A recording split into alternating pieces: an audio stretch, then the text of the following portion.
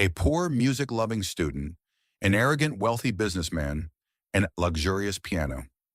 The story begins as a cruel joke to mock the poor student, but the outcome turns into a moment of brilliance that leaves the entire room in silence and shatters an ego. You won't believe how she turned the tables with just her talent. The warm golden lights reflected off the crystal glasses, the sound of knives and forks clinking against plates, blended with the soft jazz melodies playing from the restaurant speakers. Emily stood at the entrance of Per Se, clutching a job application form tightly in her hands. She had heard about this restaurant, one of the most luxurious places in the city where the upper class came to indulge in extravagance. She swallowed the anxiety rising inside her.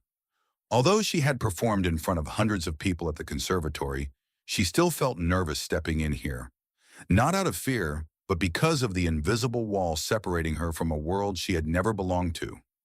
She didn't just need this job to cover her tuition fees, she needed it as proof that she could stand firm among those who didn't believe in her. The restaurant manager glanced through her resume, looking at Emily for a long moment before nodding. "You can start tonight, a trial shift." Emily nodded, her heart pounding. This was her chance. She wasn't just looking for a job, she was looking for a path to get closer to her dream.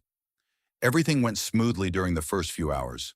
She quickly familiarized herself with the elegant space, maintaining a professional demeanor despite feeling slightly overwhelmed.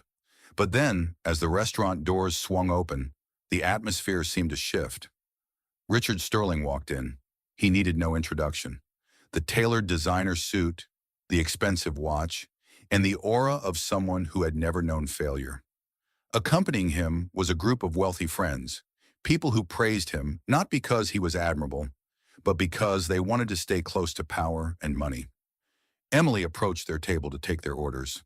She could already feel Richard's scrutinizing gaze from the moment she arrived. He watched her for a long moment, as if deciding how to begin his game of amusement. "What's your name?" he spoke, his voice laced with mockery. "Emily." She kept her tone calm.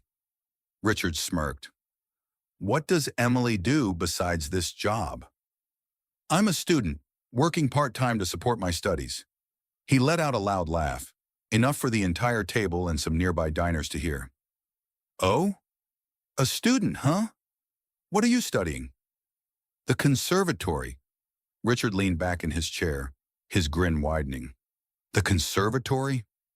So, you're training to become a starving artist?" His friends erupted in laughter, throwing in their own sarcastic remarks. Emily tightened her grip on the tray but kept her face composed.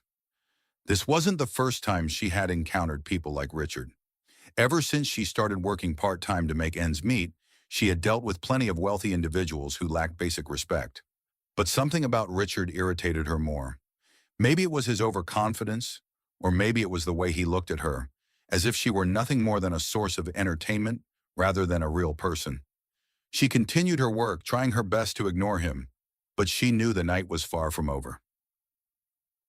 Emily was born and raised in a poor working-class family on the outskirts of New York, in a small neighborhood in Yonkers. Her family's apartment was in an old housing complex, where the walls were peeling and the heating system barely functioned in the winter. Every morning, her mother left before dawn to work at a textile factory in the southern part of the city, while her father, after a work accident, spent most of his days sitting in an old chair by the window, staring out at the crowded streets he once used to drive through. Life in Yonkers was tough. The roads were filled with potholes, small grocery stores had faded signs, and kids grew up with dreams crushed by harsh realities. To her parents, music was not a way to make a living. It was a luxury. They believed Emily's future should be tied to a stable job, not some unrealistic dream. Ever since she was little, Emily had loved the piano. She vividly remembered the first time she touched the keys of an old piano at the local church on Ashburton Avenue. As her fingers glided over the worn ivory keys, she felt something ordinary life could never give her: freedom. But to her parents, it was nothing more than a waste of time. "What do you think you'll do with this?" her father once asked, his gaze cold. "A poor person has no place in the world of music." Despite the restrictions, she secretly practiced late at night, using any piano she could get her hands on.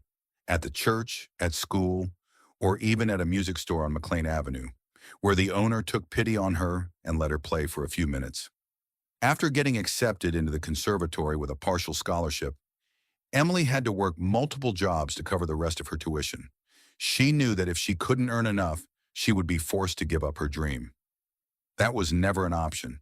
This job was essential on her path to pursuing her dream. In a corner of the luxurious restaurant, beneath the warm golden lights reflecting off expensive wine glasses, three things seemed completely out of place. A poor student with a burning passion for music, a wealthy businessman drowning in arrogance, and a luxurious piano standing silently as a witness to fate. Emily, the young woman with eyes filled with dreams, was no stranger to struggling between classes and part-time jobs. She worked as a waitress at this restaurant not because she enjoyed it, but because she needed the money to continue chasing her musical aspirations. No matter how difficult things got, she never let go of her belief that one day her talent would be recognized. Richard, on the other hand, was a successful businessman who believed that everything could be bought, including admiration. He was used to proving his power with money, looking down on dreamers who had nothing to their name. And tonight, while sipping an expensive glass of wine, he found a new source of amusement, a waitress who seemed too lost in her own world. The luxurious piano in the corner stood silently, witnessing it all. A beautiful instrument, yet tonight, it was more than just decoration.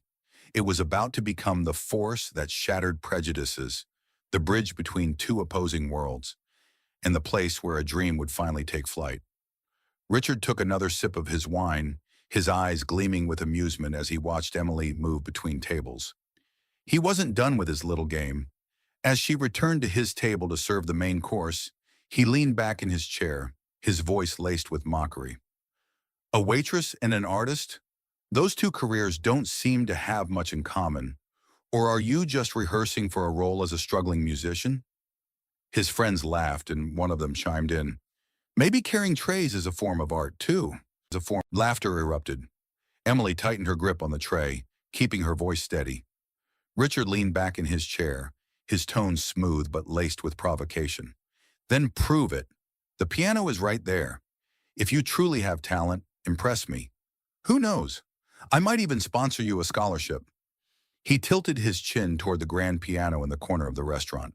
Or are you only good at dreaming, but too afraid to show it? A few diners turned their heads, intrigued by the exchange. The atmosphere seemed to shift, and Emily could feel the weight of their gazes, some filled with curiosity, others eager for unexpected entertainment during their meal. She could refuse. She could ignore his provocation. If she simply bowed her head and continued her work as if nothing had happened, he would eventually lose interest and leave her alone. But if she did that, he would always believe he was right, that she was just a foolish dreamer, undeserving of respect. The thought tightened something in her chest, not out of pride, but because she understood men like him, people who enjoyed stepping on others just to feel superior. And if she stayed silent, he wouldn't stop. Emily took a deep breath. She didn't want to play this game with him, but she also couldn't let him control the narrative. She shook her head slightly, her voice calm. I'm on my shift. A simple statement, yet one that carried weight. She wasn't refusing out of fear or submission. She was making it clear that she had her own priorities. It was a way of drawing the line. She hoped that would be enough to shut down his challenge, but to her surprise, another voice broke the silence. Go on, Emily. I'd like to hear you play too. She spun around. The restaurant manager, a middle-aged man with a stern expression, stood nearby, watching the scene unfold. His gaze wasn't reprimanding, nor was it filled with the idle curiosity of the other guests. Instead, he simply gave a small nod, an unspoken permission. And Emily froze. She hadn't expected the situation to take this turn. And while she was still processing it, Richard smirked. His smile carried a hint of challenge, as if to say, let's see how you handle this. Richard shrugged, raising an eyebrow mockingly. Oh, so you're too busy to prove your talent? Or are you just afraid? His smirk deepened, his words sharp as a knife's edge. Come on, surprise me, who knows? Maybe tonight I'll get to hear the first ever composition, by a waitress turned artist. Emily hesitated, not out of fear, not because his words held any weight, but because she knew that the moment she placed her fingers on the keys, everything would change. This was no longer just a war of words. This was the moment she had to prove she was more than what he assumed. Then she exhaled slowly. With the manager's approval, there was no reason to refuse. But more than that, she no longer wanted to refuse. The room gradually fell into silence as she stepped toward the piano. No one spoke, yet she could feel the heavy anticipation in the air. Some waiting for her to fail, others simply curious to see what she could do. She took her seat, fingers hovering over the glossy keys. A familiar sensation washed over her, as if she had just touched a part of her own soul. Closing her eyes, she took a deep breath, letting herself settle. At this moment, the mocking laughter, the disdainful gazes, all of it faded into the background. She was no longer in this lavish restaurant. In her mind, she was back in that tiny room where she practiced late into the night. She remembered playing music just for herself, reliving the first notes that had ever stirred her heart, recalling the dreams still left unfinished. And then she began to play. The first notes rang out, quiet yet powerful. The melody started hesitantly, slow and scattered, as if she were feeling her way through each key. Richard burst into laughter, waving his hand theatrically toward the others. "Look at this! I guess she's still trying to find the right notes." His friends erupted in laughter, a few whistling mockingly. Some diners frowned at his rudeness, but no one intervened. But Emily didn't react to his taunts. She opened her eyes. Her gaze was no longer hesitant but filled with determination. She knew what she had to do, not to prove anything to Richard or anyone else, but to affirm to herself that her music had value, that she deserved her dream. And so she changed the rhythm. Her fingers began to glide across the piano keys, no longer uncertain. It was no longer Clair de Lune, but Rhapsody in Blue by Gershwin, a piece bursting with energy, wild and unrestrained. A response, not just to Richard, but to everyone who had ever doubted her. Memories flashed through her mind like a fast-forwarded film. She heard her father's deep, heavy voice, firm and unwavering. "Music is just a foolish game. You'll never go anywhere with it." She remembered the late nights in their small kitchen, trying to explain to him that music wasn't just a passing interest. It was her passion, the thing that made her feel alive. But in return, all she got was a cold shake of the head. "You think you're special, Emily? Thousands out there have talent, but only a lucky few make it. You don't belong in that world." Those words had weighed on her for years, an invisible wall caging her dreams. But right now, as the music surged through her, that wall began to crack. Each note transformed, from soft to sharp, from hesitant to powerful. She wasn't just playing, she was fighting. Every melody was an act of defiance. Every keystroke was a hammer shattering the chains of doubt. Her music was no longer just a distant dream. It was blood, breath, fire burning in her chest. She closed her eyes, feeling the music flow through her.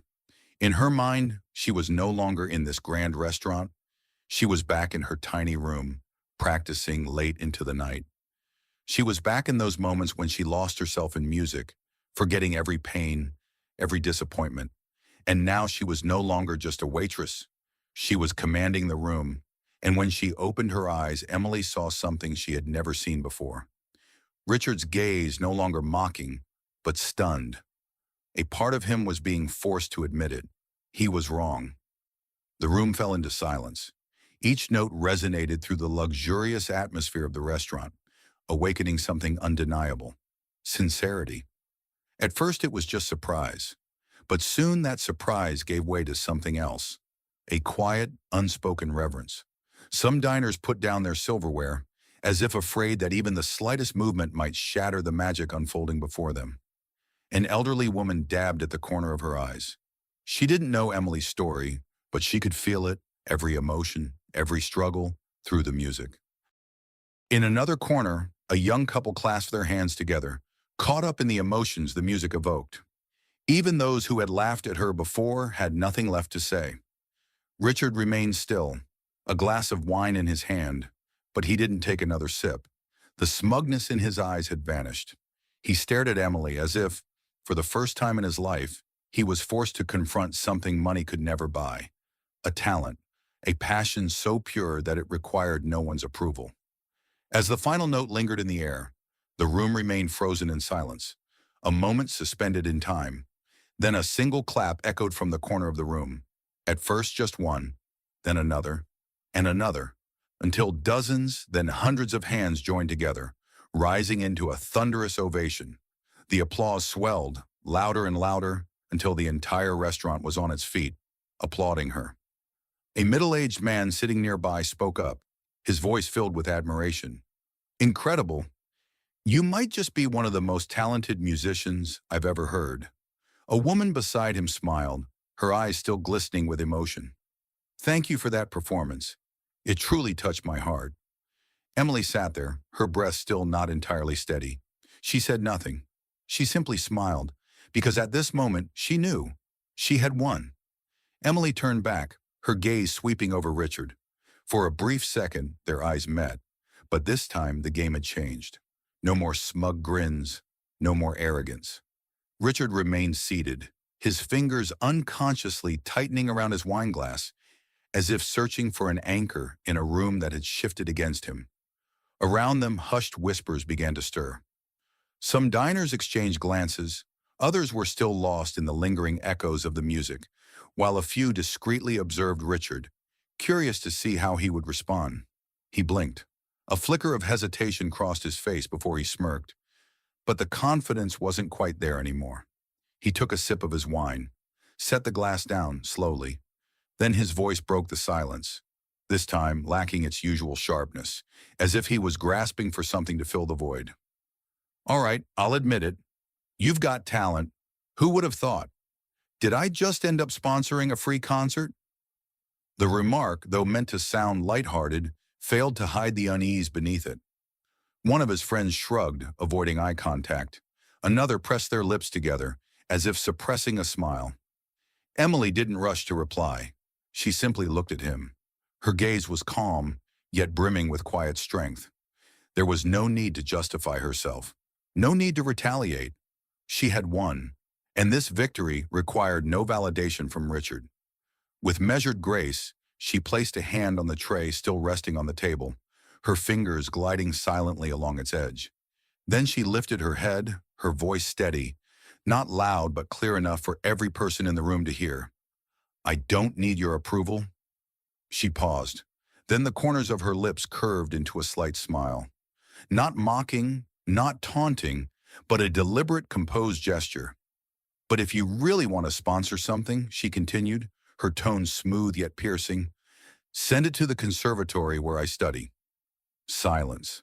For a brief moment, the entire restaurant seemed to hold its breath. A well-dressed older woman nearby tilted her head slightly, her eyes glinting with admiration.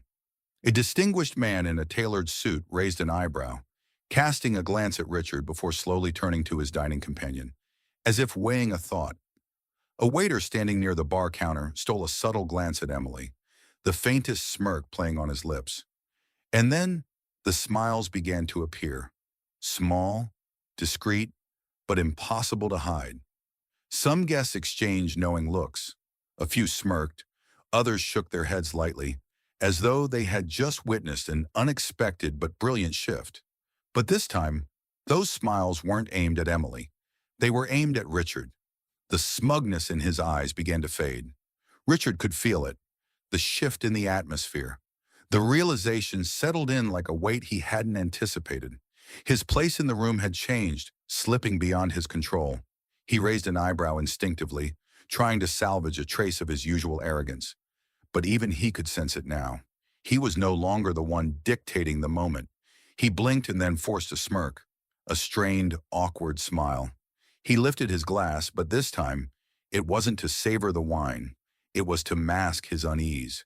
His fingers tightened around the crystal glass, but it was useless. The room had already moved on from him. This wasn't what he had expected. He thought it would be a spectacle, a joke where he emerged as the victor, while the dreamy waitress would slink away in humiliation. But no, Emily had flipped the script, and she had done it with nothing but her own talent. She didn't need to argue. She didn't need to justify herself.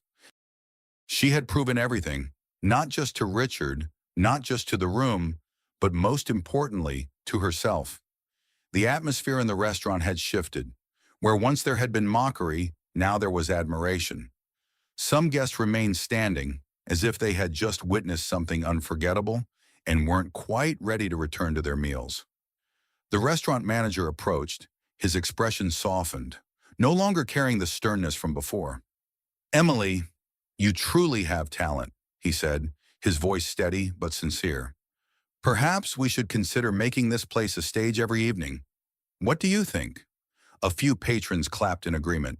A middle-aged man who looked like an art connoisseur smiled and added, "If that happens, I'll be a regular." Emily could still feel the warmth of the applause, but she didn't allow herself to be swept away by it. She simply smiled, nodded in gratitude, and rose from the bench. She picked up the tray still resting at the edge of the table, but this time she was no longer just an anonymous waitress. A bespectacled man sitting near Richard, he looked like a businessman or an investor, slowly set down his napkin and regarded Emily with a thoughtful gaze.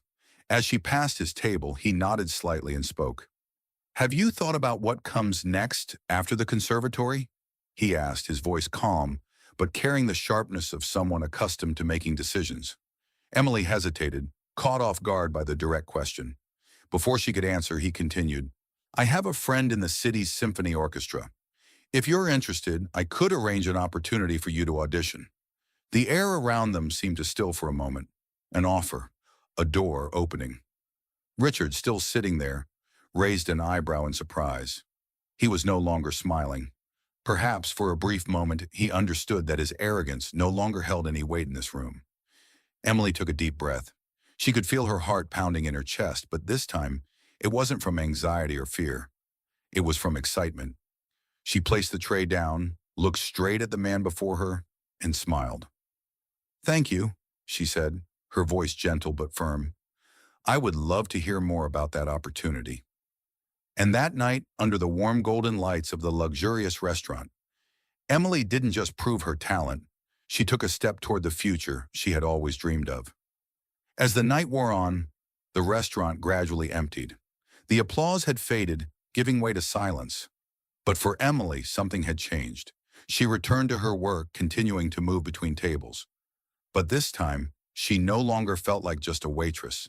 She had proven that true talent does not need to beg for recognition. It will shine on its own at the right moment. In a corner of the room, Richard still sat there, but his arrogance had disappeared. Perhaps for the first time in his life, he realized that money and status could not buy respect or true talent. His mockery had vanished, leaving behind a silence full of meaning. Emily looked down at her hands, the hands that had once trembled when she started playing, but had then moved across the piano keys with strength and confidence.